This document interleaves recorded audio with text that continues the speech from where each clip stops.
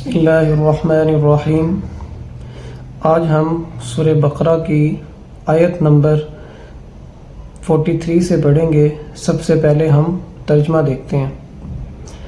وَأَقِيمُوا الصَّلَاةَ، اللہ رب العزت فرماتے ہیں قائم کرو نماز کو، وَآتُوا الزَّكَاةَ، اور ادا کرو زکوٰۃ، وَارْكَعُوا، اور رکوع کرو، مع الراکعین، رکوع کرنے والوں کے ساتھ۔ اتأمرون الناس، کیا تم لوگوں کو حکم دیتے ہو، بالبر، نیکی کا، وتنسون، اور بھول جاتے ہو، انفسکم، اپنے آپ کو، وانتم تتلون الکتاب، حالانکہ تم تلاوت کرتے ہو کتاب اللہ کی۔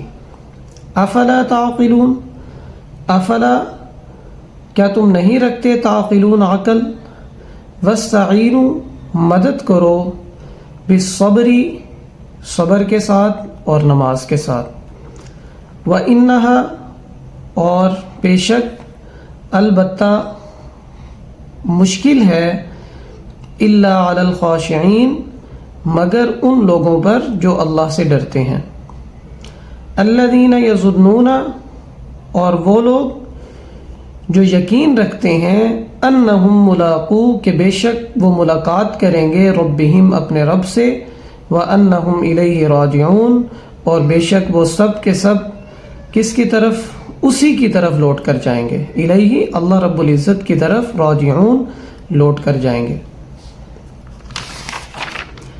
اب ہم اس کی تفسیر بیان کرتے ہیں۔ دیکھیں کل والی جو تفسیر تھی اس میں اللہ رب العزت نے 3 آیات کے اندر بنی اسرائیل کا مختصر سا تعارف کروایا اور ان کی جو ہے اجمالی طور پر ان کی برائیاں بیان کی۔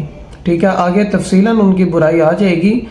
آج والے سبق میں اللہ رب العزت فرما رہے ہیں، دیکھیں سب سے بڑی جو برائی تھی ان کے اندر، یا آپ صلی اللہ علیہ وسلم پر ایمان نہ لانے کی جو سب سے بڑی وجہ تھی، وہ کیا تھی کہ وہ کہتے تھے، کل بھی ہم نے اس پہ بات کی، کہ جو آخری نبی ہے وہ بنی اسماعیل سے کیوں آیا، بنی اسرائیل سے کیوں نہیں آیا، یعنی یہ حسد والی بیماری تھی ان کے اندر۔ اور دوسری جو بڑی وجہ تھی، جو 2 وجہیں تھی، وہ یہ تھی کہ ایک تو انہیں اس چیز کا ڈر تھا کہ اگر ہم نبی کریم صلی اللہ علیہ وسلم پر ایمان لے آئے تو ہمارا مرتبہ ختم ہو جائے گا، ہماری سرداری ختم ہو جائے گی، ہمیں آپ صلی اللہ علیہ وسلم کی پیروی کرنی پڑے گی اور ہم آپ صلی اللہ علیہ وسلم کی اتباع میں آ جائیں گے۔ اور دوسرا، ان کا جو مال و دولت ہے یا مال کا جو ذریعہ ہے جو وہ حاصل کر رہے ہیں، وہ بھی کیا ہو جائے گا، ختم ہو جائے گا۔ تو اللہ نے فرمایا کہ یہ جو 2 برائیاں ہیں، حب جاہ اور حب مال، وہ کس سے ختم ہوں گی، وَأَقِيمُوا الصَّلَاةَ، وہ ختم ہوں گی نماز قائم کرنے کے ساتھ اور زکوٰۃ ادا کرنے کے ساتھ۔ اب یعنی حب جاہ جو ہے، مرتبے کی جو خواہش ہے، مرتبے سے جو محبت ہے، وہ نماز سے ختم ہوگی، اس لیے کہ جب نماز میں ہم کھڑے ہوتے ہیں تو سارے محمود و ایاز ایک ہی صف میں کھڑے ہو جاتے ہیں، تو نماز انسان کے اندر عاجزی اور انکساری پیدا کرتی ہے۔ اور دوسرا یعنی مال کی محبت وہ ختم ہوگی زکوٰۃ ادا کرنے سے۔ پھر اتنا ہی نہیں کہ صرف زکوٰۃ ادا کریں، اللہ فرماتے ہیں اصل نیکی تو یہ ہے، لن تنالوا البر حتی تنفقوا مما تحبون، کہ تم اللہ کے راستے میں وہ خرچ کرو جو چیز تمہیں بہت زیادہ عزیز ہے، جس سے تم بہت زیادہ محبت کرتے ہو۔ ٹھیک ہے، تو اللہ نے فرمایا کہ حب جاہ اور حب مال کو ختم کرنے والی کون سی 2 چیزیں ہیں، نماز اور زکوٰۃ۔ تو یہ بنی اسرائیل کے ساتھ ساتھ اس آیت کا یعنی جو مصداق ہیں وہ امت محمدیہ صلی اللہ علیہ وسلم بھی ہیں۔ اللہ رب العزت فرماتے ہیں کہ جن کے اندر بھی جو ہے یہ 2 برائیاں پائی جائیں تو انہیں چاہیے کہ وہ نماز کی پابندی کریں اور زکوٰۃ ادا کریں۔ اور تیسری چیز اللہ نے فرمائی، وَارْكَعُوا مَعَ الرَّاكِعِينَ، رکوع کرو رکوع کرنے والوں کے ساتھ۔ تو یہاں اللہ رب العزت فرمانا چاہ رہے ہیں کہ نماز پڑھو جماعت کے ساتھ، یعنی جو مرد ہیں، جیسے حدیث مبارکہ میں بھی آیا، ان کے لیے افضل ہے کہ وہ مسجد میں باجماعت نماز ادا کریں۔ ٹھیک ہے، اور واجب ہے، اگر بغیر کسی عذر کے کوئی جماعت کو چھوڑتا ہے تو وہ گناہگار ہوگا۔ جماعت کی اہمیت جو ہے وہ اس حدیث سے واضح ہوتی ہے کہ آپ صلی اللہ علیہ وسلم نے فرمایا کہ میرا دل کرتا ہے کہ میں مسجد نبوی میں اپنی جگہ کسی کو امام مقرر کروں اور میں گھروں کا چکر لگاؤں، اور جو بھی جوان مرد جو ہیں وہ اپنے گھروں میں ہوں اس وقت میں ان کے گھروں کو آگ لگا دوں۔ پھر مجھے بچوں اور بوڑھوں کا خوف آ جاتا ہے جس کی وجہ سے میں یہ عمل نہیں کرتا۔ تو اس آپ صلی اللہ علیہ وسلم کے اس بات کے ذریعے سے ہم اندازہ لگا سکتے ہیں کہ جماعت کی کتنی اہمیت ہے۔ اللہ فرماتے ہیں رکوع کرو رکوع کرنے والوں کے ساتھ۔ آگے فرمایا کہ جس طرح اور برائیاں تھیں بنی اسرائیل میں، تو ایک سب سے بڑی برائی کیا تھی کہ وہ لوگوں کو تو نیکی کا حکم دیتے تھے، اتأمرون الناس بالبر، لیکن اپنی ذات کو کیا کر جاتے تھے؟ بھول جاتے تھے۔ ٹھیک ہے، مفسرین فرماتے ہیں کہ یہاں تک کہ جو ان کے رشتہ دار ایمان لے آئے تو اپنے رشتہ داروں کو کہتے تھے کہ تم ٹھیک کر رہے ہو، تم حق پر ہو، تم جو ہے اللہ کے آخری نبی پر ایمان لے آئے ہو، یہ بات ٹھیک ہے۔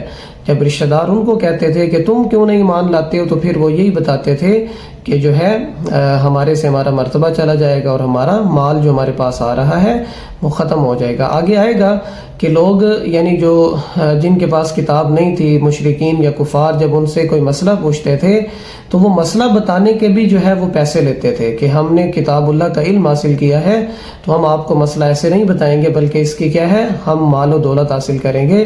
تو یہ ساری چیزیں ان کی ختم ہو جاتی، تو اس لیے جو ہے وہ محمد عربی صلی اللہ علیہ وسلم پر ایمان نہیں لائے۔ ٹھیک ہے، اور یہ والا جو مصداق ہے، یہ آج کل کے جو جتنے بھی جو ہیں اسپیکر ہیں یا جتنے بھی علماء ہیں جن میں ہم بھی شامل ہیں، تو یہ ہمارے لیے بھی جو ہے اللہ رب العزت کی طرف سے تنبیہ ہے کہ تم لوگوں کو نیکی کا حکم دو تو خود بھی اس پر عمل کرو، اس لیے کہ اگر تم عمل نہیں کرو گے تو تم بھی پھر اس آیت کا مصداق بن جاؤ گے۔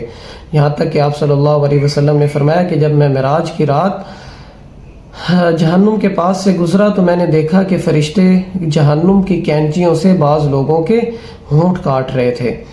تو میں نے پوچھا یہ کون لوگ ہیں؟ تو فرشتوں نے کہا کہ یہ وہ لوگ ہیں کہ جو لوگوں کو تو نیکی کا حکم دیتے تھے، برائی سے روکتے تھے، اور خود جو ہے نیکی نہیں کرتے تھے اور برائی کرتے تھے، تو اللہ نے ان کو ایسا عذاب دیا۔ اور ایک حدیث مبارکہ میں ہے، صحیح بخاری اور صحیح مسلم میں ہے کہ بعض لوگ جو ہے قیامت والے دن ایسے ہوں گے کہ ان کے پیٹوں سے انتڑیاں نکلی ہوئی ہوں گی، اور وہ ان انتڑیوں کو ایسے کھینچ رہے ہوں گے جیسے گدھا جو ہے اپنے اوپر لدا ہوا مال کھینچتا ہے، یعنی ان سے چلا نہیں جا رہا ہوگا۔ تو لوگ کہیں گے کہ تم تو لوگوں کو نیکی کا حکم دیتے تھے، تو تمہارے ساتھ یہ کیسا معاملہ ہوا؟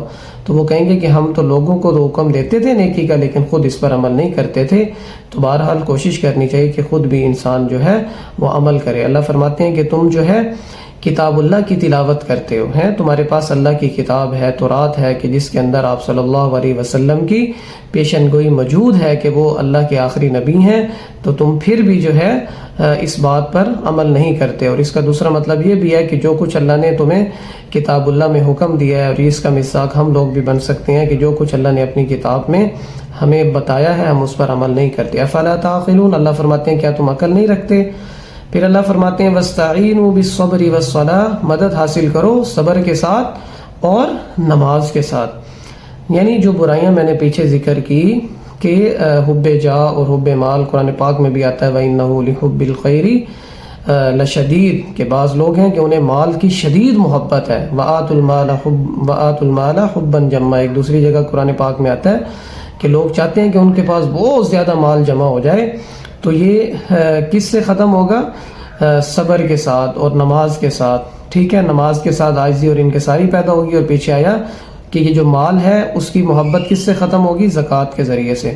اللہ نے کہا کہ مدد حاصل کرو صبر کے ساتھ اور نماز کے ساتھ۔ ٹھیک ہے، اور اسی طرح یعنی یہ جو نماز ہے یہ باطنی برائیوں کے ساتھ ساتھ جو ظاہری بیماریاں ہیں ان کے لیے بھی جو ہے علاج کا سبب بنتی ہے۔ جیسے ایک حدیث میں آتا ہے کہ حضرت ابو ہریرہ رضی اللہ تعالیٰ عنہ کے پیٹ میں درد تھا، تو جس سے وہ لوٹ پوٹ ہو رہے تھے، تو آپ صلی اللہ علیہ وسلم نے پوچھا کہ آپ کو کیا مسئلہ ہے؟